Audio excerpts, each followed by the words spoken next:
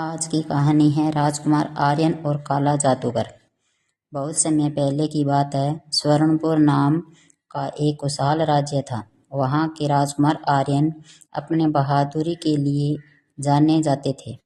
लेकिन उस राज्य पर एक दुष्ट जादूगर जोराक का साया मंडरा रहा था। एक रात जोराक अपनी काली शक्तियों से पूरे महल को बर्फ में जमा दिया और राजा रानी को बंदी बना लिया।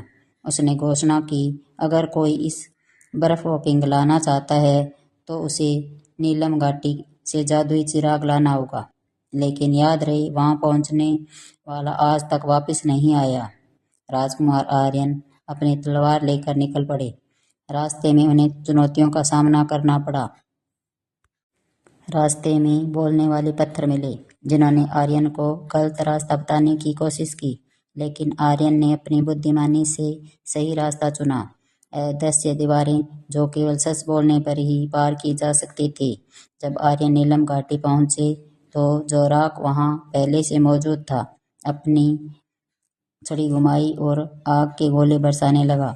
आर्यन ने घबराने की बजाय अपनी ढाल का इस्तेमाल किया और जादुई चिराग को छू लिया। जैसे ही उन्होंने चिराग को छुआ, उनमें से एक दिव्य रोशनी निकली जिसने जोराक की काली शक्तियों को हमेशा के लिए खत्म कर दिया। राजकुमार आर्यन वापस लौटे, बर्फ पिघल गई और पूरा राज्य फिर से खिल उठा। इस महल की बर्फ जमने के बाद राजकुमार आर्यन अकेले नहीं निकले। उनके साथ उनका वफादार घोड़ा अग्नि था, जो सामान्य घोड़ों से तेज दौड़ता था। जब वे नीलम घाटी के करीब पहुंचे तो आसमान अचानक काला हो गया और कड़कड़ाती बिजली गिरने लगी। यह जोराक का पहला माया जाल था। रास्ते में आर्यन को एक विशाल घना जंगल पार करना था, जहाँ पेड़ आपस में बातें करते थे। वहाँ उनकी मुलाकात जारा नाम की एक छोटी स्त्री से हुई, जो एक जादुई पिंजरे में कैद थी। आर्यन ने अपनी दयालुता दिखाते हुए उसे आज़ाद किया। बदले में जारा ने उन्हें एक सत्य का मोती दिया और कहा, राजकुमार जोराक केवल शक्ति से नहीं बल्कि धोखे से लड़ता है। यह मोती आपको हर झूठ के पीछे छिपा सच दिखाएगा। चिराग तक पहुंचने के लिए आर्यन को 3 कठिन परीक्षाओं से गुजरना पड़ा। ब्रह्म की गुफा। यहाँ आर्यन को अपने ही रूप के सैकड़ों हमशक्ल दिखे, जो उन्हें गुमराह कर रहे थे। सत्य के मोती की चमक ने असली रास्ते को उजागर किया दिया। समय का झरना। इसे झरने का पानी छूते ही इंसान बूढ़ा हो जाता था। आर्यन ने अपने कुर्ते से एक ऊंची छलांग लगाई और बिना पानी छुए उसे पार किया। खतरनाक ड्रैगन घाटी के द्वार पर एक विशाल ड्रैगन पहरा दे रहा था। आर्यन ने उसे मारने के बजाय उसकी आंख में देखा और समझ गया कि वह भी जोराक के जादू के बस में है।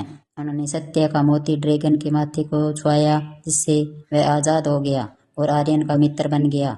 अंत में जब आर्यन नीलम घाटी के केंद्र में पहुंचे तो जोराक अपनी विशाल सेना के साथ खड़ा था।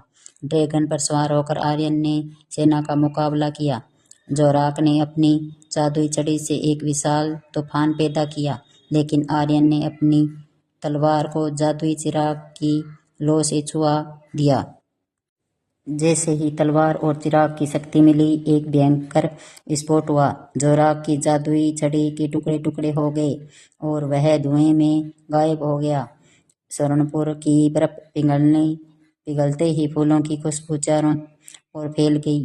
राजा ने आर्यन को न्याय का रक्षक घोषित किया। अब आर्यन सिर्फ एक राजकुमार नहीं, बल्कि उस राज्य के सबसे महान योद्धा बन चुके थे।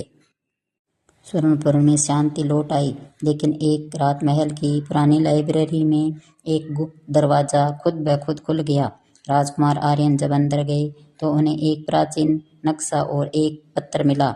वह पत्र उनके दादाजी का था, जिसमें लिखा था, जोराक सिर्फ एक प्यादा था, असली दुश्मन अंधेरे का स्वामी नागनेमी अभी भी पाताल लोक में जाग रहा है। आर्यन को समझ आ गया कि अब कालनेमी जीवित है, उनका राज्य कभी सुरक्षित नहीं रहेगा। उन्होंने अपने जादुई ड्रैगन पर सवार होकर बादलों के पार उस छिपे हुए रास्ते को खोजा जो पाताल लोक की ओर जाता था। उनके साथ जब परिजारा और एक शक्तिशाली योद्धा रोहन भी था जो तलवारबाजी में माहिर था। पाताल लोक पहुंचते ही उनका सामना ऐसी शक्तियों से हुआ जिन्हें उन्होंने पहले कभी नहीं देखा था।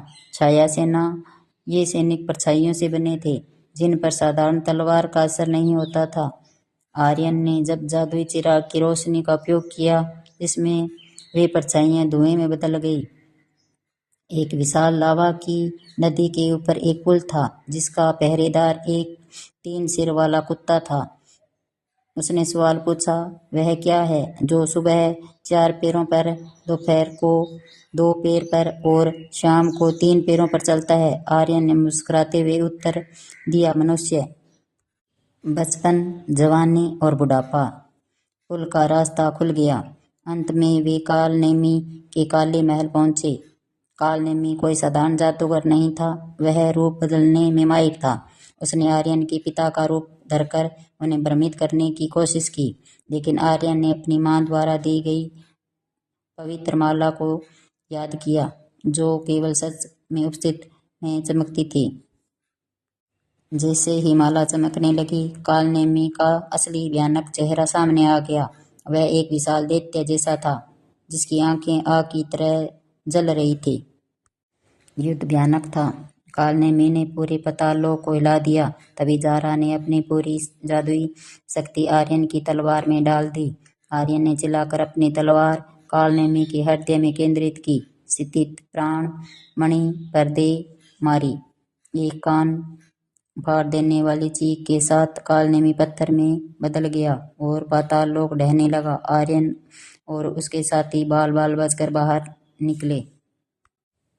जब आर्यन वापस लौटे तो न केवल स्वर्णपुर बल्कि आसपास के 7 राज्यों ने उन्हें अपना सम्राट चुन लिया। उन्हें एक ऐसा साम्राज्य बनाया जहां जादू और इंसानियत एक साथ मिलकर रहते थे।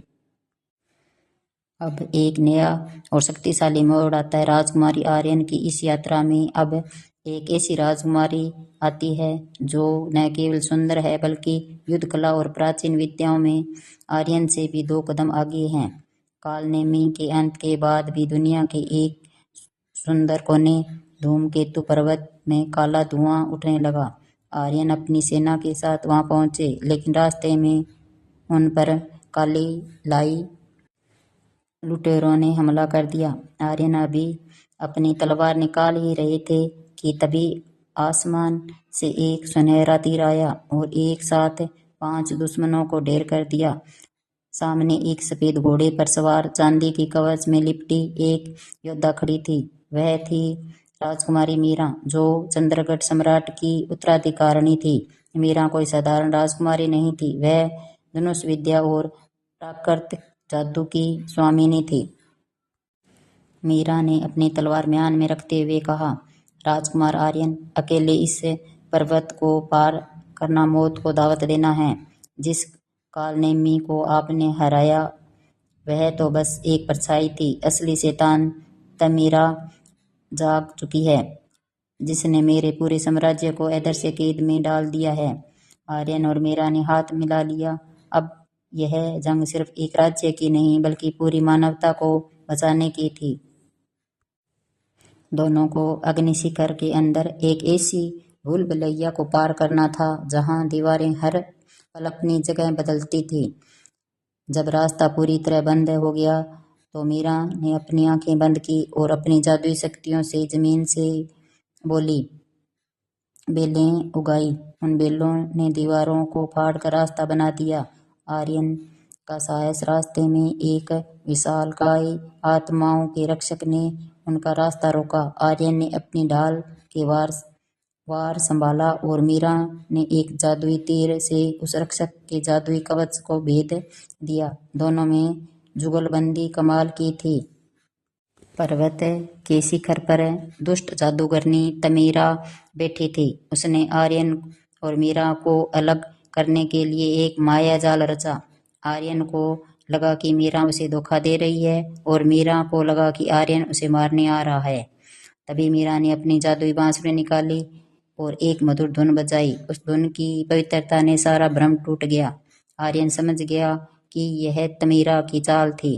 तमीरा ने अपनी काली शक्तियों से एक विशाल काली ड्रैगन बनाया। आर्यन ने अपनी जादुई चिराग की शक्ति को अपनी तलवार में समेटा और मीरा ने अपने तीरों को सूरज की किरणों में अभिमंत्रित किया। आर्यन ने ड्रैगन के सामने से हमला कर उनका ध्यान भटकाया। मीरा ने पहाड़ी की ऊंचाई से एक साथ 7 तीर चलाए जो सीधे तमीरा के जादुई घेरे में को तोड़ गए। अंत में आर्यन और मीरा ने एक साथ अपनी शक्तियां मिलाकर एक प्रकाश पुंज छोड़ा जिसमें तमीरा भस्म हो गई। युद्ध जीतने के बाद चंद्रगढ़ और सोनपुर का मिलन हुआ। आर्यन और मीरा ने मिलकर एक ऐसे महान साम्राज्य की नींव रखी जहां तलवार और धनुष के साथ साथ ज्ञान और प्रेम का शासन था।